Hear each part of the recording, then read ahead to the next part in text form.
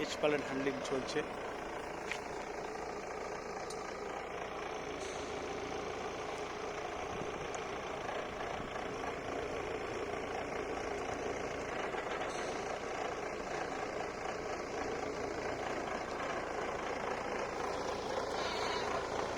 মাঠের মধ্যে আছি আমরা,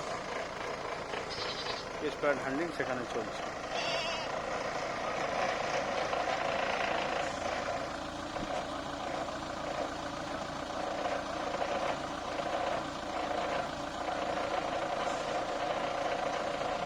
চলো সাবধানে চলো, ঠিক আছে চলো।